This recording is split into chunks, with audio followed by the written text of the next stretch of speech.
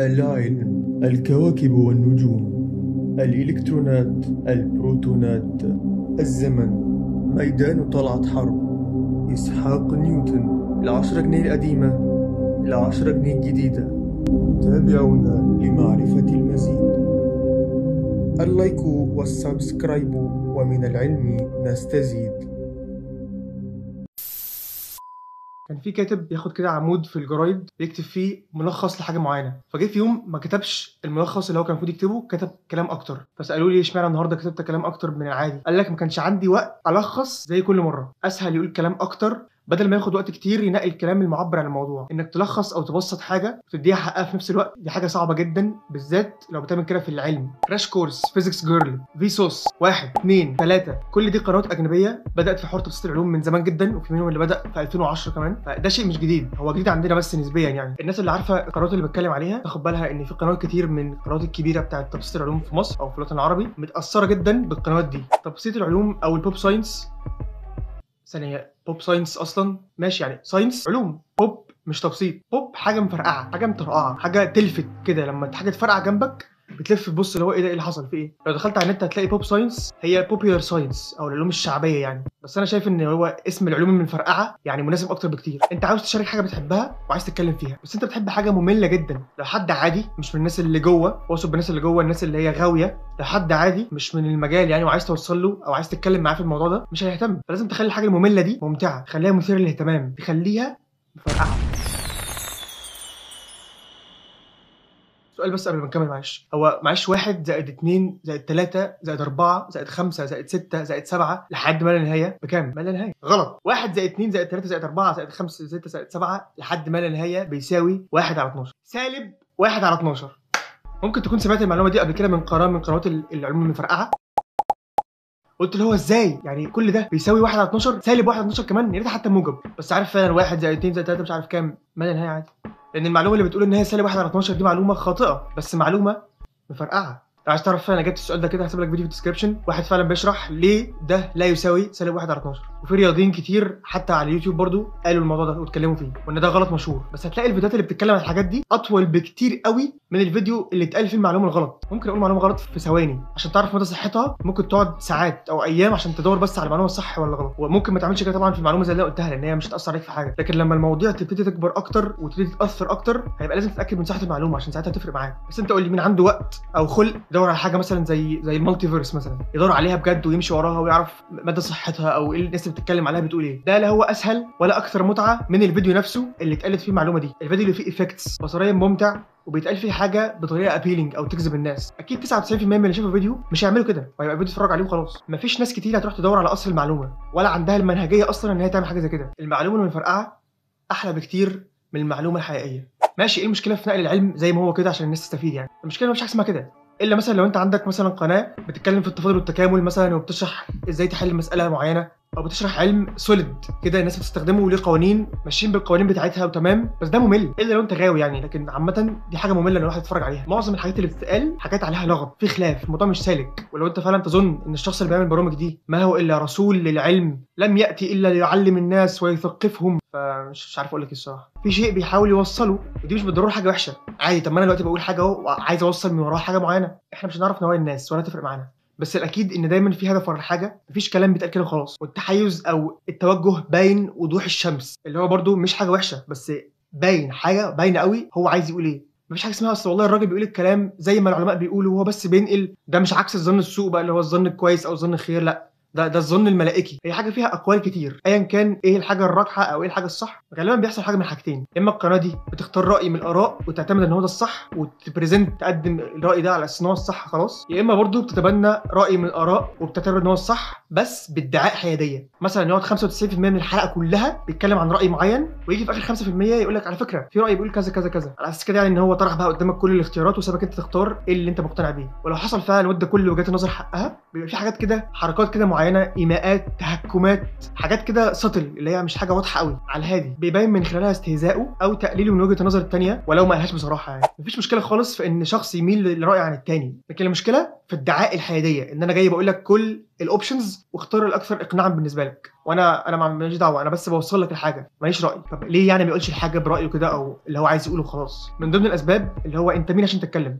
دي مساله في الكيمياء مثلا وعليها لغط اصلا ما بين العلماء اللي هم العلماء بجد. انت جاي تقول بقى ايه على فكره الصح كذا كذا وانا عارف كذا كذا كذا. طيب انت مثلا درست فيزياء عشان تقعد تنظر في الميكانيكا الكم؟ طب انت درست احياء عشان تقول مش عارف ايه؟ لا، الناس بتتكلم في كل حاجه واي حاجه، مش فارق بقى يا اسطى بقى ساينس سودو ساينس مش حاجه اصلا برضه بيتكلموا فيها. هل ده معناه ان ما ينفعش اي حد يتكلم في اي حاجه غير لما يكون دارسها فاهم وقعد 4 5 سنين في الكليه عشان يدرسها؟ لا طبعا. لكن الدخلة العالم الفلاني بيقول والنظريه مش عارف بتقول ايه والمصادر لازم تكون عارف انت بتقول ايه، يكون انت مقدم نفسك على ده اجتهاد. انا واحد مثلا بتكلم في موضوع معين بحثت عنه ودي النتيجه اللي طلعت بيها، غير لما تخش لي الدخله دي دخلة اللي هو فاهم انا عارف اللي فيها فاهم، انا بلعب بالعلم لعبه يا باشا. بيبقى في احساس كده اللي هو ايه انا فاهم يا باشا، تعالى اصبرني بس تعالى لي وانا اعلمك الدنيا كلها ماشيه ازاي. مش حمار مش فاهم حاجه انا هعلمك. ودايما كده في نص الكلام يقول لك ايه انا عارف ان انت ممكن تكون مش فاهم، انا عارف ان ده كلام صعب، انت ممكن تكون اول مره تسمع الكلام ده وانت فاكر ان انت يعني كنا قاعدين تحت الصخره، انت فاكر ان كنا يعني بسيط في سبونج بوب كده قاعدين تحت الصخره وعايشين تحتها وما حدش عارف حاجه غيرك يعني، بعيدا عن الناس اللي عاملين جيمك او شخصيه معينه. انا بتكلم عن الناس اللي هم بيتكلموا كده بجد. جدي كان بيقول لي زمان اللي يتكلم كتير يغلط كتير.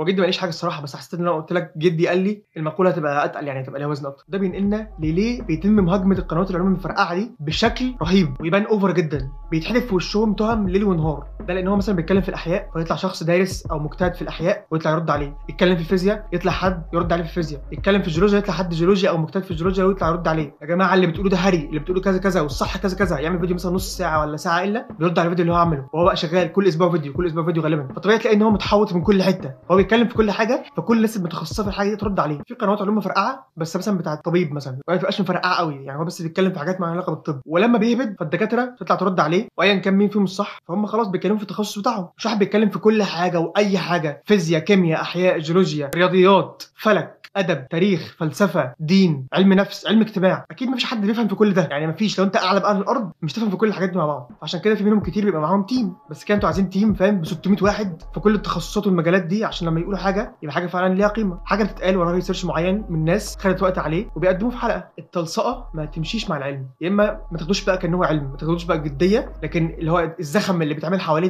ده مش علم. قطه شرودنجر الثقوب السوداء الاكواد المتعدده، انت عارف انت بتلمس حاجه انت اصلا مش بتلمسها عشان الالكترونات لما بتحطها كده مع بعض فهي اصلا بتعمل ريبلشن فما بيجيش فيها، فكده انت ما بتلمسش حاجه اصلا. انت عارف ان كلنا ما بنلمسش حاجه. الزمكان ميكانيكا الكم على فكره عايش ومش عايش، انت عايش ومش عايش وكلنا مش عايشين ومش عايشين. اللوسيد دريمينج الجين الاناني الاصل المشترك، كلام يعني حسسك ان انت فاهم فايتك حاجات بالهبل يعني، لو انت ازاي بجد العالم فيه حاجات كتير قوي وانا ازاي فايتني كل ده انا اول مره اعرف. وهو بيتقال بطريقه برضه على اساس ان هو اكتشاف، وهي اصلا ممكن تكون حاجه فاهم من 100 سنه من 500 سنه اتقال. وكمان حتى بالنسبه لليوتيوب هي اتقالت قبل كده في قنوات من 15 سنه واتكلموا في الهري ده كله، لان فعلا في منه كتير جدا. هو ببساطه كده علم لا ينفع، تحشر دماغك بحاجات ملهاش اي لازمه، حاجات كتير ومختلفه وعليها كلام، في حاجات كتير قوي يعني قتلت بحثا والموضوع خلاص انتهى من زمان، وبعدين هم تلاقيهم بيرجعوا كده بيريسيرفس فاهم يطلع لفوق وبعدين يتكلم عن المعلومه كان مثلا دلوقتي حالا في خناق فاهم رهيب ما بين العلماء على الموضوع ده، وهو اصلا الموضوع منتهي من زمان، منتهي خلاص، حتى مش بيتكلم عليه اصلا هو منتهي. يقول لك على فكره في ناس قالت كده وناس قالت كده بس احنا دلوقتي الراي اللي ماشيين بيه هو الراي كده. لا ازاي بجد الموضوع ده انت عدى عليك فاتتك دي. في كذا نوع من القنوات المفرقعه، في واحد بيعمل حلقات مع نفسه، دول بيعملوا حاجه بنفسهم او بيبقى 2 3 على الضيق كده بيعدوا الحلقات كلها. كان القنوات الكبيره بيبقى ليها تيم كامل مسؤول ان هو يعد الحلقات في اخراج وتصوير ومونتاج وافكتس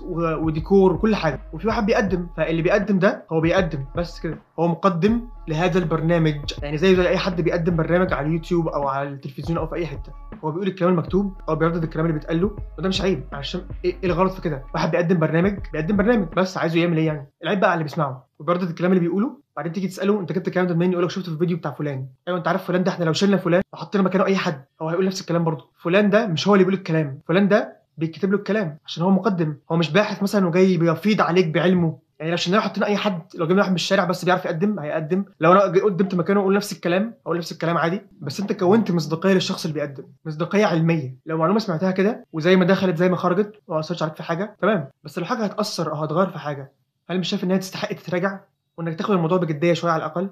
فاكر الواحد زائد 2 زائد 3 زائد 4 المعلومه دي تفرق معاك في حاجه؟ غالبا لا، مش كلها حاجات من دي. في كلام فلسفي الانسان مخير ولا مسير، مفهوم الخير ومفهوم الشر، العدل، الوجود، كيف بدأ الخلق. هل شايف ان مواضيع زي كده ينفع تعرف عنها معرفه مفرقعه تاخدها من واحد بيتكلم على اليوتيوب لمجرد ان هو مسلي وعامل شو او لان هو مشهور؟ لو مش مستعد تعمل كده او ما عندكش الوسائل اللي توصلك للمعلومه بمنهج صح يبقى ما تتفرجش من الاساس. وتدخل نفسك في قصص مالهاش لازمه. بعد ما تتفرج كده تحس ان انت عرفت حاجه، يبقى عندك احساس زائف بالمعرفه. ده انترتينمنت، تسليه. فيديو عجبك عايز تتفرج عليه اتفرج عليه، ماشي، تسليه. لكن ما تاخدش الموضوع بجديه. هو العلم ما فيهوش تلصقه، ما ينفعش اتلصق العلم واعمله في فيديو 10 دقائق ويبقى اسمه علم. ماشي انت ممكن تعمل كده، بس ما يبقاش اسمه علم، هيبقى اسمه تسليه، اسمه ترفيه، اسمه اي حاجه ثانيه. ما كانش حد غلب يعني ان انت تاخد علم فيديو على اليوتيوب كده، خد فيديو مش حد غلب. هي كده عشان توصل لحاجه الموضوع بيبقى ممل رتيب، بياخد وقت طويل عشان في الاخر توصل لحاجه. الحاجه اللي بتيجي كده دي مش حاجه، انت كده ما وصلتش لحاجه ولا اتعلمت اي حاجه. ما تملاش دماغك بحاجات على الفاضي.